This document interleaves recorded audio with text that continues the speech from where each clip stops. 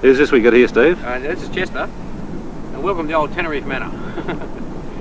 About to give a bit of a look at what we've done here and what we're about to do, and just a bit of an insight into the restoration of the old place. Something I really would recommend, if you're getting into restorations at all. It's been a monumental job so far. How did you get onto the place, Steve? Well, we came out here a few years ago, back in about '84, and Christine and I came out. We thought, wow, what a fabulous place, like everyone else did. But instead of vandalising the place like a lot of other people did, we sort of were dreaming about how we could make it a family home. And then a few months after that, we decided we'd get onto the owner and approach him to see if he wanted to sell it. And through a long process of discussions and things, we were eventually able to buy the house on 5 acres to restore, with an access road through the middle. And then the owner of the place had a few difficult times and things, and he decided to sell the property, but unfortunately he couldn't sell it because there were problems with our access road through the middle, so we ended up having to buy the whole farm. And consequently we had to put the restoration of the house on hold for a while, until we got the farm under control. Then we could endeavour to do our job on the house, which over the last few years we've been starting and doing. But it should be an interesting little thing to have a look at. Or big thing to have a look at. What sort of work have you done here at the front? Well, at the front we've done, we've only just had the windows put in the last few months. All the guttering is brand new, all the fascia board's brand new. The pediment above the arch window was reconstructed. It actually took 3 efforts to get that exactly right to the original drawings we had. We've had to take the old veranda down. All the veranda ends were moving away from the building, so we had to put new footings there, and we decided to knock it down. And what we will be doing is putting a full return veranda around the sides of the house. At this stage we've had our front door made for it, but the other downstairs windows we haven't had made yet. But it's the original roof on the place, the original line on the place, and all the guttering we had made, especially the old style guttering, which originally came off the building, new fascia boards. And we've gone for the cedar, correct Australian cedar windows and doors and door jambs and things, and recreating a bit of our past. It's very difficult to buy the original cedar. What do you know about the history of it, Steve? Well, it was originally built by a chap who made a lot of money at Kingsdale in a butter factory. It was always the one block of land. Teneriffe's always been 150 acres and never subdivided from, I think, about 1832. And we were able to trace a small amount of history of the original families and things through it. But the Shepherd family originally built it.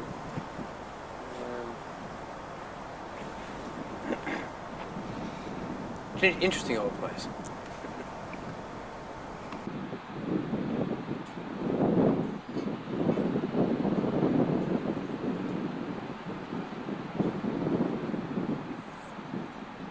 We're busy at the moment doing some plumbing work on the building. We're having a bathroom up at the back there, second floor, then down just where the men are. They're doing a bit of work. We've got a little bathroom kitchen going there to use for the time being. But the interesting feature of this side of the building is the lovely old bay window there, which originally had a Juliet balcony.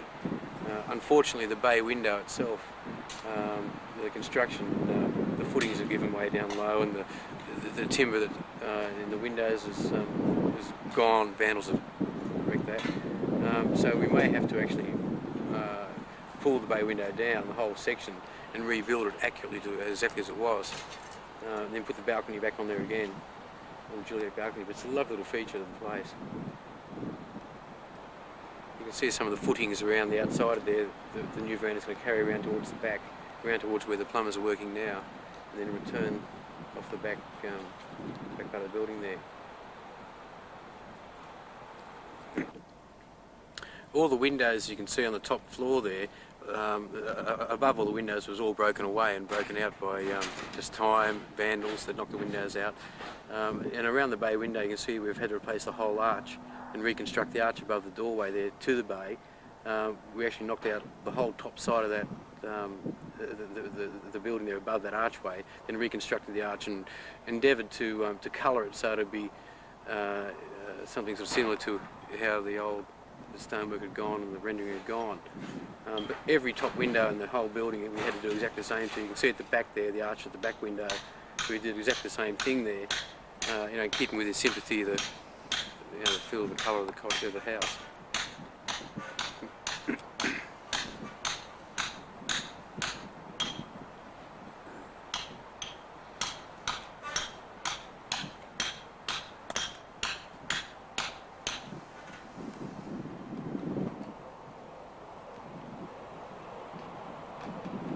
What we're generally doing here, we're just doing the plumbing work out the side here. Then the main objective here is to make the front part of the house livable, so we can quickly move in, and then we can start the major restoration to the bay window area and things. But the upstairs part is going to be our bathroom up there, and the front room upstairs with the Julian barrack is going to be our bedroom. But basically we'll have a couple of rooms to live in with a small kitchen downstairs, and then when we get into the house we'll be able to feel really how we want the house to go.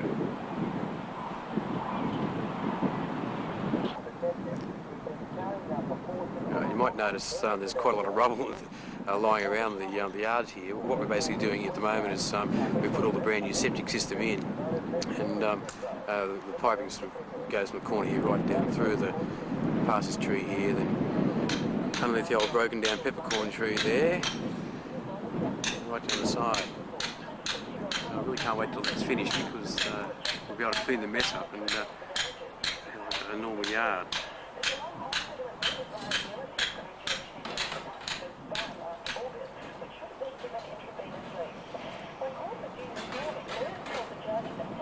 This is Bronte. She'll be living over here shortly with us all, hopefully. Won't you, Bron? There's Jess again. Bronte's 14 years old. She's been waiting very patiently to come over to a new yard. One of the major problems of the house is it's actually had 3 fires go through the place, and you can see here we've got some steel girders down below there. They actually go to 7 or 8 feet into the ground, and we've underpinned that wall at the back. The whole wall was bowing out, and where the first girder is, it was coming out to the tune of about 4 or 5 inches from the original corner side there. And what we did then, we underpinned the wall, then we put the girders in, and then the T-pieces across the top to basically hold that bottom half of the back wall in. We'll then brick around that as a buttress to basically disguise the girders that are actually in there. And above the girders, we've had to knock the whole back wall out. You can see there with the rendering where it's come off, well, that's all brand new. It was a major undertaking to do that. We had to pull down brick by brick so we could save all the bricks, and then clean them up, then reconstruct them on scaffold. The arch window you see there actually came out of the Intercontinental Hotel in Sydney, where I was lucky enough to buy 3 of those, and a couple of smaller ones that we have in storage. What we'll then do is re-render all that there, and fix the back up. This back section you see there is all going to be enclosed along the foundations there, and enclosed at other side doors as well. What we have on the back here is the old kitchen and maids' quarters upstairs. The whole wall had broken out and very badly cracked, so we had to re-brick in all below, and now we still have to brick out the upstairs back part there. And in front of that you see the other 2 big arch windows. Well, that's like it was going to be a downstairs sort of conservative sort of room, and then upstairs a bedroom upstairs, so it'd be quite good to catch the morning sun. This will actually be our kitchen and casual sort of dining section at the back when the whole house is completed. What we're looking at on this side is the lovely little Grecian Italianate arch that they've put on the side of the front of the building there, which is a lovely little feature there. We'll have a veranda returning around this side into the first part of that sort of tower type buttress thing. The thing you see there now is basically holding those 2 walls in. The long wall is bowing out in the middle, and we're using this construction here to hold those walls in. It goes up another floor with another story, like a small type of tower situation. The front veranda will return into it, the side veranda will also return into it, then we'll render it to have the effect that it's been there for an awful long time, hopefully. But above that, you see those 2 little windows, little pointed top windows. They were the first windows we actually put into the place. It was a revelation when they went in. We just couldn't believe we actually had some windows go back in there. But the new guttering and the fascia boards all around the top, they're all freshly done. And it just shows that there's an awful lot of work still to go, you know, on this side. The chimney was an interesting situation. What you can see there, the whole far side of it was knocked out. We're not sure how that happened. We think that some people who must have come up to the roof line to take all the lead from around the flashing and things, because there was no lead around the place at all. We had to re-lead everything, but all the chimney was knocked out and the bricks had all fallen down that chimney into the internal chimneys of the house. So we had to pull each brick out and then reconstruct that chimney. The whole left-hand side of the chimney has been all reconstructed. It was just missing. Another thing happened then too, when we had all the fascia boards, the old fascia boards off, we had the bad winds in November, and the whole roof on this side blew off. So we had to reconstruct that, then put the fascia boards on quick smart before it happened again. So it was a bit of an undertaking, that little job there.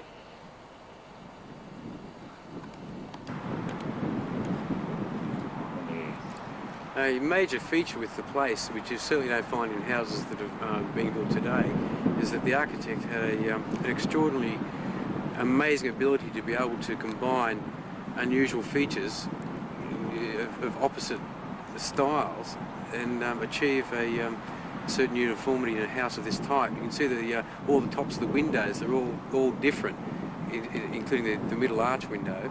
Then you have the pointed tops on the top floor, and around towards the back here you have pointed tops. Then below you have the arch tops. Then at the back further you have the semi-arch tops. I mean, it's just extraordinary how this could be all different but yet still look so good together. Manfred originally designed this. He did some other buildings in Gold around the same time, including the hospital, the base hospital, and other interesting sort of buildings. But originally it started out as a little stone cottage, and we're having problems with the walls where they're burrowing out there because they were simply built on top of the original stone walls of the stone cottage. Then in 1886, this whole front section was added on at a cost of £1,270. Well, this is our back area of the house. You can see they've got the old back door in there, which is the only door we've actually got in the place at the moment.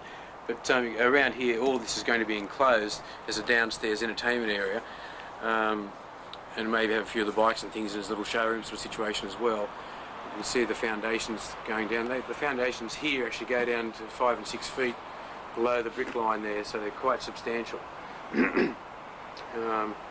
We're having the outside of this done in glass as well, so we've got a good little sort of conservatory type of room.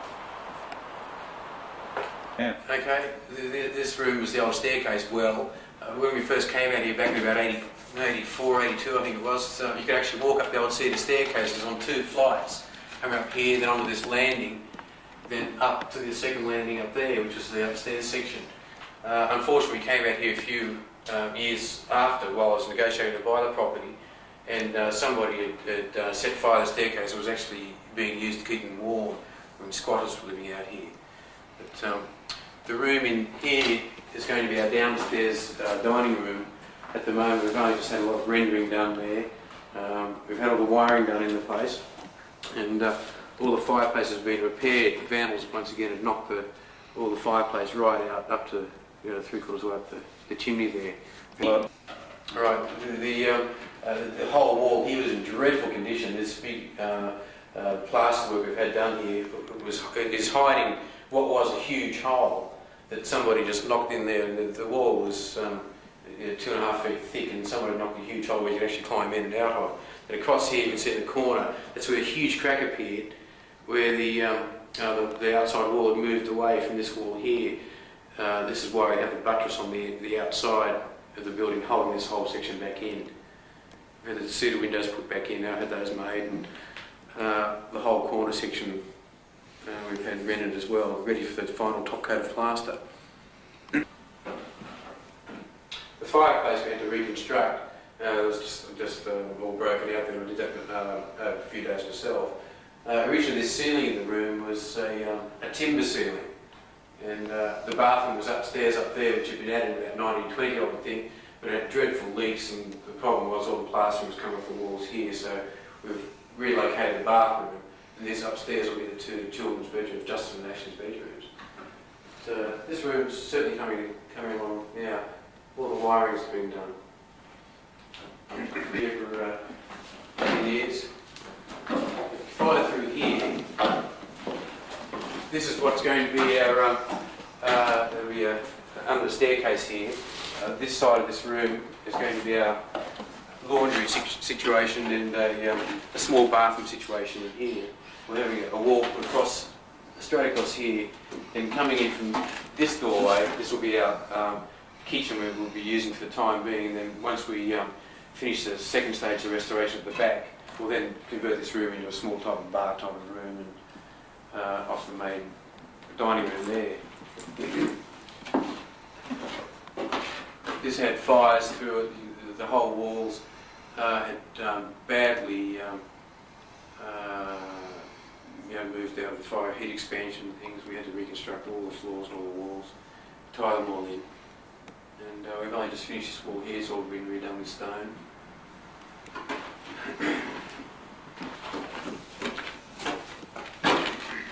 In here was the original dining room. As you can see, it's just full of rubble and junk right now. And all the timber here is the timber for the veranda, and also for the new ceilings we're putting in.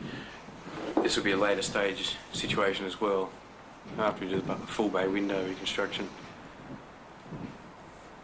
But the old place is wide, we're very happy with that.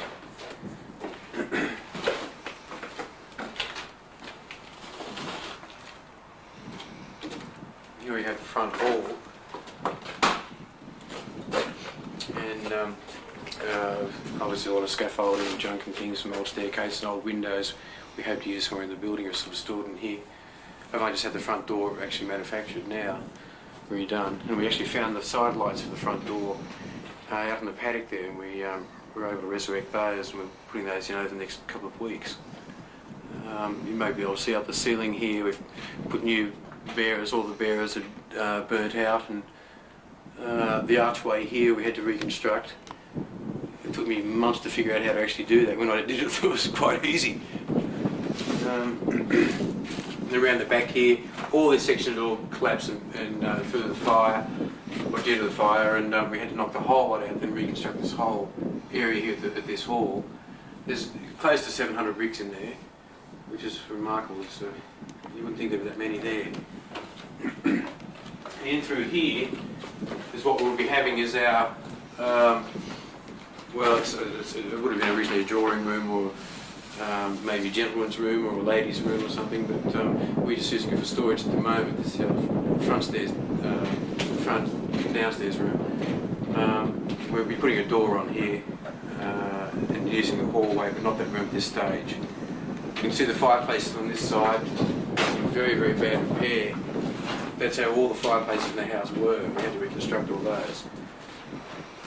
It's just vandals that let's stop them out. You can see the old architrave here, the old cedar that's been used. The problem here is, once again, there's ridiculous vandal activity here that's just been smashed out for really no reason at all. But the one thing about this room is that we do have patterns we can still use from the old cornice, which we will be copying for that room. The ceiling rose, unfortunately, is gone. But all the skirting boards in these front rooms, all the windows, they're all complete other than the actual sashes themselves. So it'll be quite easy to get these rooms in a livable sort of state. I was just laughing at the comment on the cattle who are actually living in this room. They don't really, but they have done a fair bit of damage in here. This is the old meat room where there's no light at all other than these windows here. All there was all dark and had a gauze door and things. They used to hang the meat up on the hooks you can still see up there. But this has had some very bad damage, and also a lot of possum damage. You can see in the ceiling there, we've got a whole lot of this out. We're going to try and save this part here, the timber partition, which we probably will. Eventually I'd like to convert this into some sort of recording studio or something, just as a little hobby type project for myself. Along this blue wall here, where the camera's going now, you can see a huge hole that the vandals just knocked into the wall. that goes from the other side. Incredible damage. I mean, it would take 3 days' work to do that with the stone. This is the old back part of the kitchen and the old back downstairs bathroom. In there is the old kitchen. But an interesting thing is here we had to reconstruct this whole back part of the wall. We used a couple of railway sleepers in there. We really like to keep the old rough plaster on the walls and have it in the old 1850s sort of look about it. Above the keystone there you can see a 50-cent piece I put in there. That was done through many years ago at my grandfather's place. In his back step he had a little penny, and we always wondered what that was there for. And we could never decide what it was there for, so I thought, well, who cares? We'll whack one in here anyway, and I think it's just an interesting little feature to put there. Luckily no one's stolen it up until now, but it's there, so it'll be quite interesting. But, this is going to be our downstairs sort of eating room in the second stage of the restoration of the place. So that's it, mate.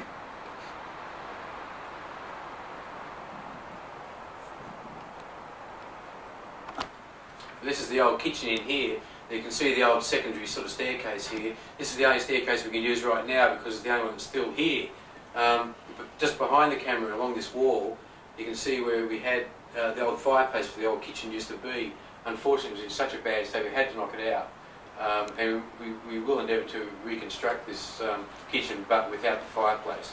But we hope to keep all the old plaster on the walls and renew the timber ceiling, or even just paint that ceiling there. We're trying to keep it as original as we can from that point of view. So, there's a lot of work in here. This, once again, is the second stage of the restoration. Well, there's 50 stages. This may be about the 49th, I think.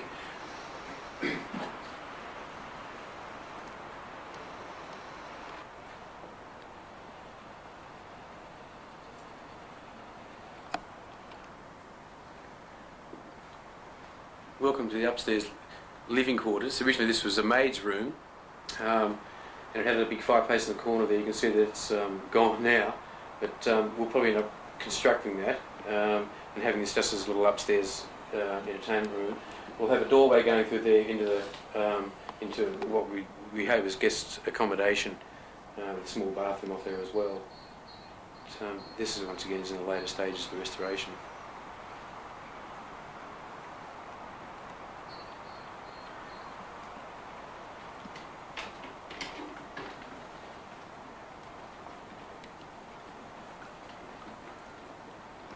Right, we've got here just the continuation of the back part.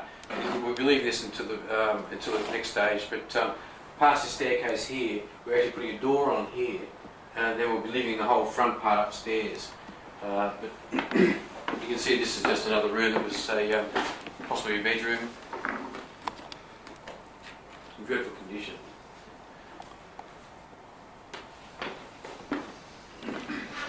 Come out the stairs here. These will be the two boys' bedrooms. This is Justin's room here, and Ashley's room there.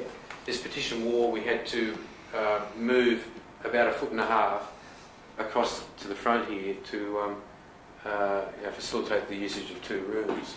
Originally we had the old bathroom was in this side, and it just was a very small room, so I thought we'd make this into 2 rooms with a little central hallway. And these are the first windows we put in back into the place.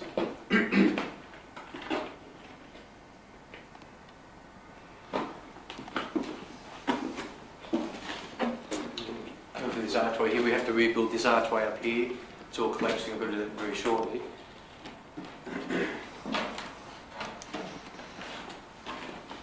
And here we're basically at the top of what will be the staircase. There's landing here and there, one downstairs. The back window there, we had to reconstruct that wall. We've only just had this here in the last week, re-cement rendered, ready for the top coat of plaster to go on. We used the pulley up there to bring the cement up for use upstairs. Careful of the edge of our fingers, one right in front of you there. Got him? Here we have the what will become our bathroom. Another one just in front of you there. And he's getting in your way all the time, mate. All right. This will be our upstairs bathroom for Chris and I. We're having just a sort of spa in the corner, spa bar top in the corner there, and just the sink and things there, and the front part is like a dressing area. A little feature here is the original fireplace is still here on this one, which is the only one that was still remaining, and the only reason it's still remaining is because through the years the floor was gone, nobody could actually get to it to break it.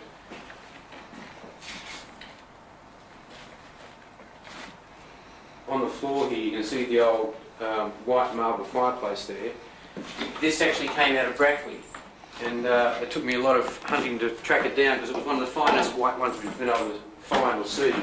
And I eventually saw it advertised at a Golden Council auction, and I was able to obtain it there. There's the two pillars there and the actual mantle there. We're lucky enough to have an original old Victorian cast iron grate to put in there. This fireplace will be going into the room we're going to have a look at now.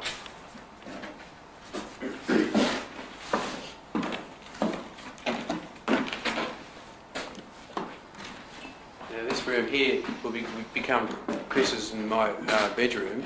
The fireplace will be going in there. We had to reconstruct this fireplace. We put new flooring through. The large window in the corner there leads out to the Juliet balcony above the bay window area we saw earlier on. You can see we stripped all the plaster off. It was covered in graffiti and there were holes in the walls and all the walls needed work. We stripped all the plaster off and we'll be re-rendering this over the next week or so. The window frames we were lucky enough to be able to keep here, but the actual sashes we had remade.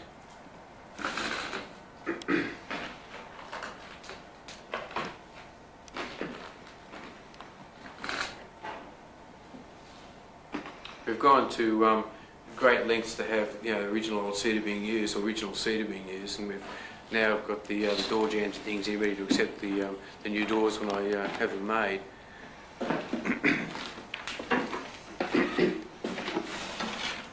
Through this part here, the sort of second part of the upstairs landing, we have a small room here which we don't really know what it originally was. It's a very small room, but we thought we'd make it Polly's room. Whilst we were moving this front section of the house, and should be the ideal size.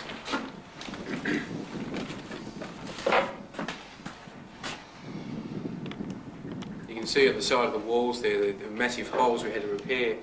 They were just knocked in there by vandals at one stage or another on each side, so they could jump across from room to room without the floor in. And upstairs here is the which will be our upstairs living room, and we'll have the TV, the stereo and things in here, so we'll have a sort of large family room upstairs.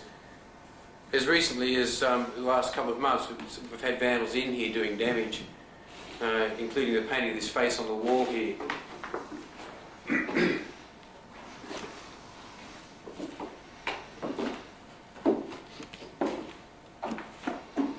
But from a downside of the vandals, you can see the upside of the workmanship that's involved with the lovely cedar windows we've had remade. They're just gorgeous, and they work. It's great. All the floor was burnt out on the corner here. Someone lit a fire, and interestingly enough, the fire brigade came. The fire brigade was called by one of our neighbours, but he called them, and they were strangely already out here. So we don't really know how the fire started. We didn't know there was some sort of exercise. We didn't know what happened, but they were already here when the smoke was being noticed. So the whole front part of that floor there, that wall, that's as far as the fire got. And that was about, the last bit of fire damage was about 3 or 4 years ago. And here you can see the big hole in the fireplace, which is an interesting fireplace. The actual fireplace here serves the two downstairs fireplaces as well. It's a remarkable construction. One goes down to the rear room, the one on this side goes down to the front room, and of course the middle one on this side is the middle chimney, which you can see the three parts. Fantastic construction there. But the thing is, vandals once again couldn't get through from room to room via normal, conventional door method. There were no doors here, there was no flooring, so they actually knocked a hole in that fireplace there to have access to this room. So we have to repair that fireplace, but that's a major job on there. I'm still thinking about how I can accomplish that. You can see the roof. The roof is in perfect condition, really as good as the day it was built. fabulous construction, especially the side here around the sides of the building. It's all done with peg construction. They've made holes in the large beam across there and driven the side bearers in and then pegged them, which is quite an interesting way of construction. And yeah, it's as good as the day it was built. It's just fantastic. Lovely old Oregon beams.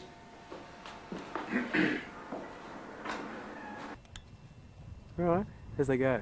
Yep. Automatic focus, I presume. Who's that bloke there? Yeah, there we are. There's the filmer. The bloke with the camera. Excellent. It's good, isn't it?